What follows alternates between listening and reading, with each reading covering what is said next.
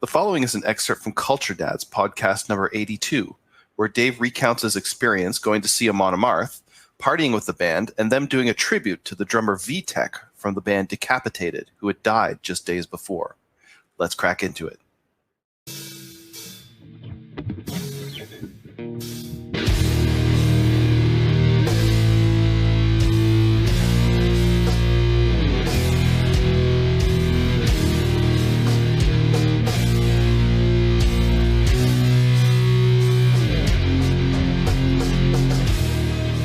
Yeah, so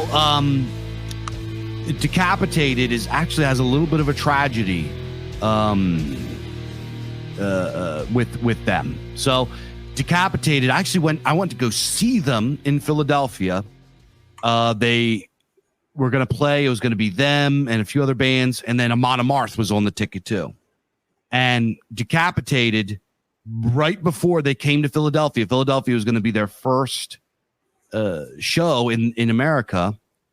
They had a terrible van bus accident in Belarus, and their drummer, who was very beloved, it was kind of a virtuoso drummer.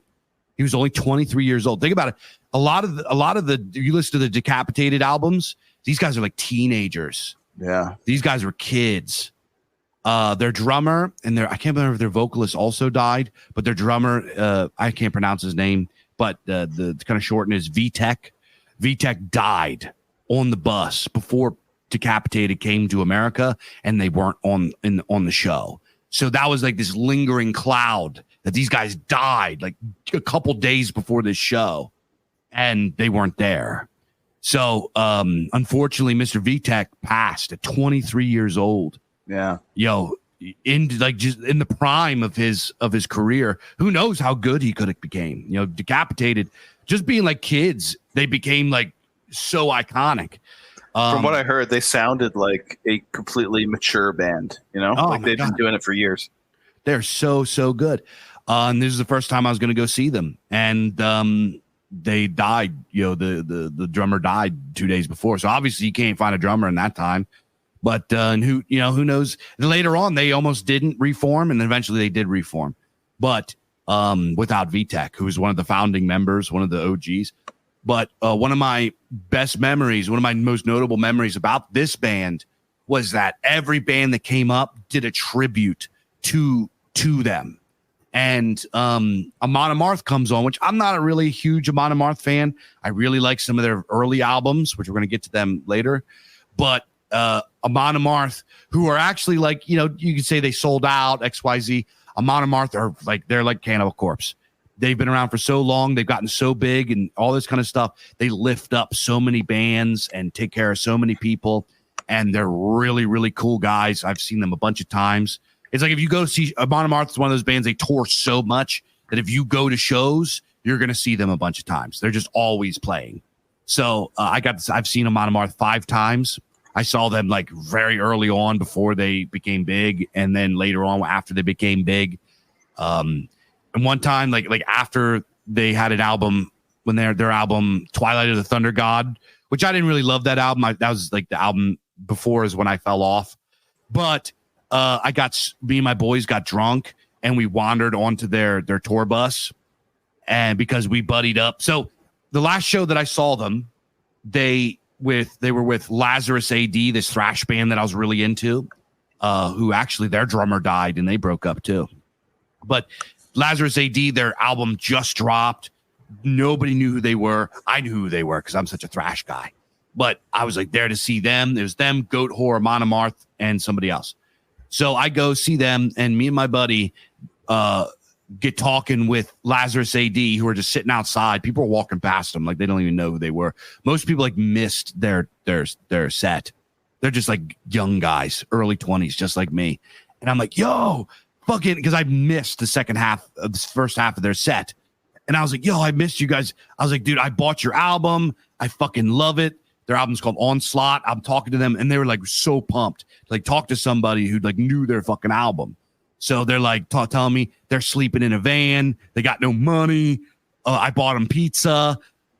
we smoked weed with them. They're like, yo, you guys got some weed? Fucking, can we smoke with you? I was like, yeah, let's go fucking smoke. So we go smoke and blah, blah, blah. And when we go around to smoke, Amon Amarth's tour bus, like $2 million tour bus, sitting out back. The fucking, it's wrapped with the fucking, the album art on the side, like big rock star shit. I was like, yo, is that their tour bus? And they're like, yeah, fucking. I was like, can we go fucking take a look? They're like, yo, you want to go on, see if they're hanging out? And I was like, yeah. So we go on and we go hang out with Amon Amarth, and we get so fucking drunk with these guys.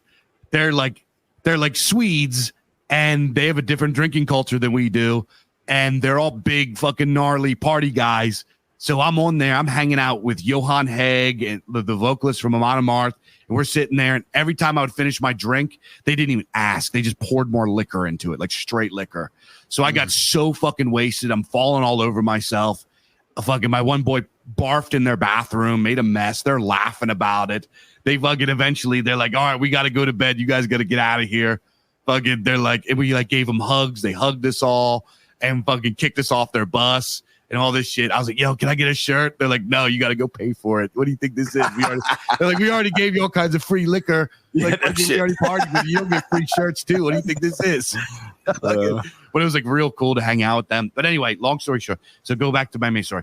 I'm sorry. I'm like, we're talking metal, so I'm all pumped. So we go to this concert. Vitek dies.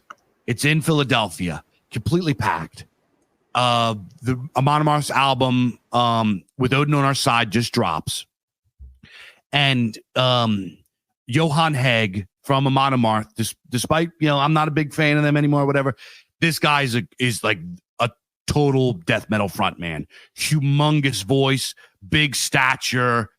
Like, he gets the people rolling. He just is. You know what I mean? He looks like a Viking. So he gets up on stage and he's like, halfway through the set, he's like, there was somebody that was supposed to be here, a great young man, and he is not going to be here. He has passed on into the next world to be with his ancestors, and we are going to give this song to him, but we want to chant his name, Vitek, Vitek. And he's like, starts stomping. He's like, stream it, blah, blah, blah. The whole fucking place starts stomping and chanting this guy's name. The place is shaking. The security there is like trying to figure out what to do about this. Like, it was like on the fringe of a riot. The whole place was like an earthquake. I've never heard like human voices this loud before. Damn. Chanting for this guy. It was intense, right? And the fucking mosh pit breaks out just to the chant of Vitek, like savage mosh pit. And he goes, they had a song called Runes to My Memory. He's like, this is to Vitek, runes to my memory. And the song kicks in. There was like mosh pits up in the high stands. The fucking security's like trying to stop us, and they're getting hucked. Like, it was like fucking, it was like on the verge of a riot, of a frenzy. He could have been like, let's go riot. And we would have spilled into the streets and destroyed Philadelphia. It was fucking insane. But it was like, so Vitek, like, when I think of Decapitated, I think of their music, but I also think about that time that people were so worked up about this guy dying, and this fucking Johan Hegg, Amon Amarth getting everybody so riled up. It was like one of the most fucking bloodthirsty I've ever been, dude. I moshed so fucking hard. It was like, usually mosh pits have rules. You push, you pick people up when they fall. We were throwing punches. It was like battle. We just couldn't control ourselves. It was awesome. So that's my big long story about Decapitated and Vitek.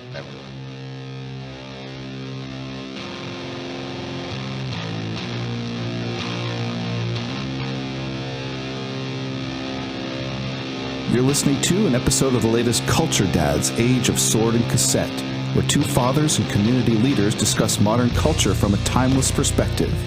Head on over to culturedads.com for podcasts every week.